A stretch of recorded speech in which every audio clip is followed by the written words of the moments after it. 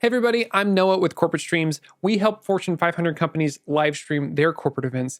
And in this video, we're going to be tackling a 4.5 million subscriber YouTube channel, Tom Bilyeu. In just a few minutes, I will talk you through some of the technical weak points that can hold your channel back when live streaming.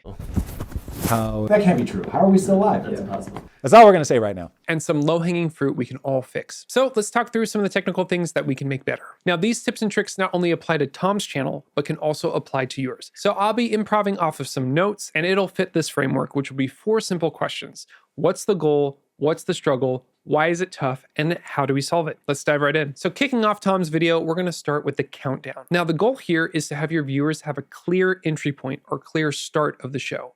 Dead air in the beginning is not fun for anybody, and awkward silences kill momentum. It's not necessarily hard, it's just often overlooked. And a lot of live streams tend to skip this polish. So what do we suggest? Have a 2 to 10 minute countdown video with chill background audio or something that fits the vibe of your show. Trim that countdown in post-production so the video on demand has a clean start with no fuss.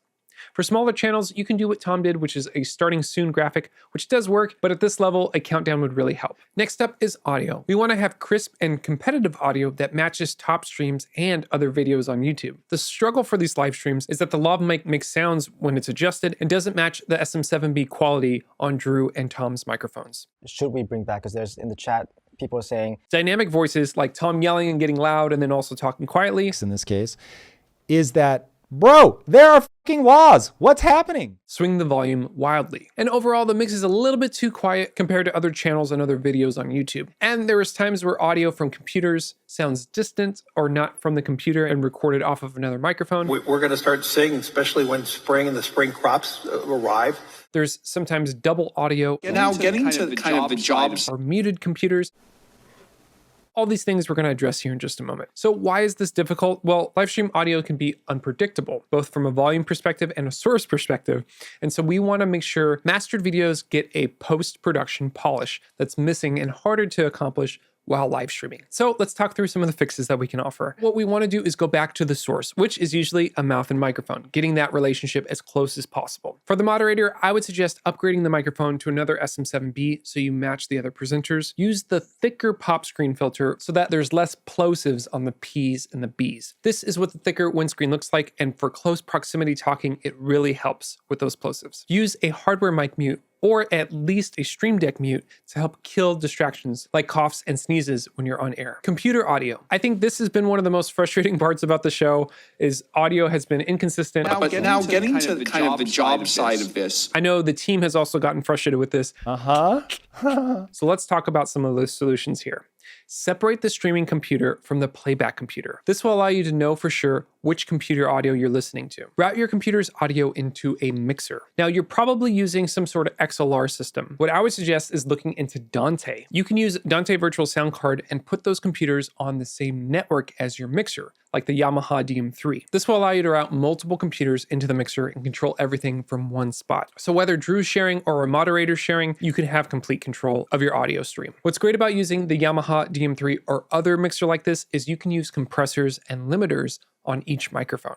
I would start at a 3:1 ratio with a threshold of about -20 dB. What would be even greater is if you use a sidechain compressor with Tom's microphone in the mix. This will help duck the overall volume when Tom gets excited. What's happening? From a monitoring standpoint, make sure you're monitoring the stream mix and not a monitor mix. I would do this directly from the Yamaha. You could also use the Yamaha as a USB interface in your streaming software of choice, which we'll talk about here in a minute. You want to monitor your audio, not just by ear, but with a loudness meter. YouTube likes -14 LUFS or LUFS. Another disadvantage that live streams have compared to YouTube videos is DRC, or dynamic range compression. YouTube can analyze a video differently than a live stream, and it can add compression to help try to hit that -14 LUFS target. With a live stream, it doesn't have that luxury because it can't scan ahead or think ahead in real time. So what can we do to help compensate?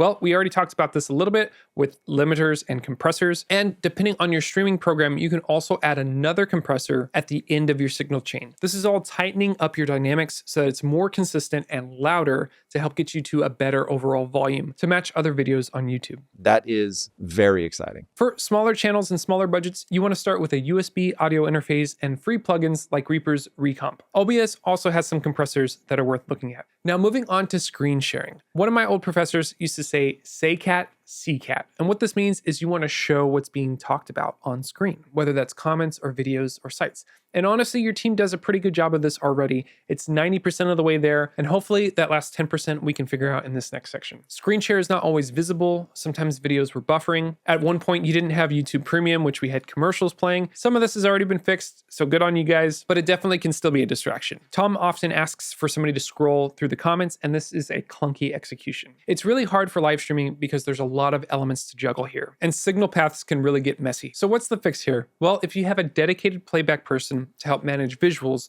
they can focus on just that task. Tom needs to have control of the scroll as well, so having a wireless mouse or trackpad would be beneficial. This is going to be fun. This is going to be fun. Have an SOP for pausing and playing back videos. Here's an example. A host can interrupt a video at any time and they can pause the video with their Stream Deck, or your producer pauses it as soon as they hear the host speak. Speaking of Stream Decks, let's talk about some of the things that can give you more control over your live stream. Make sure you hit Command+ to enlarge video players if you're not in full screen. Test your audio to the mixer ahead of time and mute it at the mixer. Don't mute it at the computer. Now, there's two ways of handling this, either full screen video or video within a platform. If you'd like to show a video within the context of a platform, showing off X handles and other info, click on the video, which will unmute it and start playing it. Then click the video again to pause it or hit space to pause it. Use the left arrow to reset the playback from the beginning. Now this video will be queued from the beginning and paused. When Tom or Drew calls for it, unmute it on the mixer and hit play on the computer. When you full screen a video on X, it'll unmute the video automatically. Obviously, you might run into buffer issues, so I would encourage you to pause the video, use the left arrow to cue it back up again, and then hit space when you're ready to go. Make sure to unmute at the mixer once again.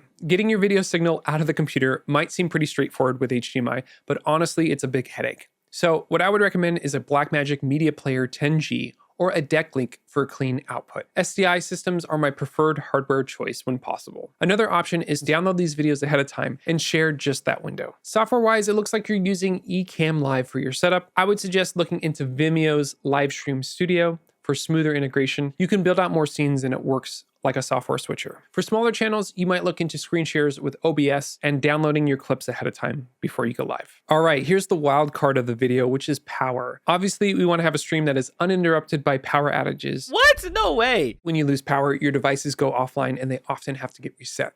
In a worst case scenario, you might even lose the recording that you have. So having things on battery backups is a must. The reason why this is hard is because backup power isn't always cheap, and it's often not top of mind because it's so rare. Here are some of the fixes we have from cheapest to most expensive. Start with a UPS battery backup, like an APC 1500 VA. This will cover short outages up till about 10 minutes. Honestly, this is no longer the best solution because there are lithium-ion batteries that are sold in the same format like a 1U or a 2U rack system. The lithium-ion batteries will last longer both from a backup perspective and a longevity perspective. You can also get a portable power station like the Jackery or EcoFlow for flexibility. For those with a bigger budget, you can back up your whole office with a Tesla Powerwall. For smaller channels, a $100 UPS will cover your PC and your modem to give you some peace of mind. Supersource. The goal here is to have all three hosts plus the video or web pages on screen as needed. The struggle here is we're missing speakers or context in programs sometimes. It's hard because it takes effort and hardware often has limitations. I'm assuming you're using a Blackmagic ATEM Mini Extreme ISO or a Blackmagic 2ME, which both have Supersource capabilities. Again, going back to my SDI comment earlier, I would encourage you to upgrade to the SDI version if you're on the Mini. Trust me, the SDI is going to save you headaches in the long run. Use Mix Effect Pro software. This is a $50 tool which unlocks your Supersource layouts, where you can fully customize it and have animations. You can set up tri-splits and picture-in-pictures this way. Ooh, that gets very interesting. For smaller channels, OBS has some multi-view features, or Zoom's gallery mode is a decent budget hack. Let's talk about some control surfaces. The goal here is that your team can own all of the elements and you no longer have to babysit who has control of what. Tom often had to ask his team for help on simple tasks like scrolling or muting. This is difficult because it takes a little bit of planning and effort up front, but it is well worth it in the long run. So what do we suggest for fixes? use a Stream Deck for each position or person that has pre-programmed buttons, like a button for Tom to pause a video. Map rules to controls, like playback, camera switching, and mutes. Share a Google Doc with a run of show and add these links to the live document. Stop using Slack because your team often has to scroll through to find the right video. For smaller channels, use a hotkey app like Auto Hotkey, and Stream Deck has a software version that you can use as well. All right, so we're on the rapid fire section, so we're gonna hit a few more points before we close this out. When you're switching between cameras, make sure you're paying attention to the rhythm of the human voice. Use pauses, breaths, and ends of sentences when you switch. When your camera's on air, try not to adjust it. Look into PTZ cameras like the Sony FR7 so that one operator can control multiple cameras and make those micro adjustments. Use black sleeve XLRs for a cleaner microphone look. Get your cameras to eye level for your medium shots, and there's a link to a free framing camera guide on our website. Add a slight drop shadow to your logo. It will help make it stand out versus the lighting in the background. Use LUTs or a color grade in your camera or in the encoder to help create a better looking image. And for Eric, use dual monitors, one that's a public view or something that you're willing to share online, and a private view that has all your other controls. Prep a playlist of often used B-roll like Project Kaizen, Lisa's show, and AI clips. And for Drew, we're missing your close-up, so where's that camera? Was not on my bingo card for today. For the moderator seat, you might add a background or light behind them. So that's our playbook, some simple fixes to help transform Tom Bilyeu's live streams and level yours up too. I could have easily made a video that's twice as long praising all of the killer content that they produce, so hopefully this is constructive love. Your work has really inspired me, Tom, and I hope these tips will help you and your audience even more. Try them out and let me know how it goes. We'll see you in the next one.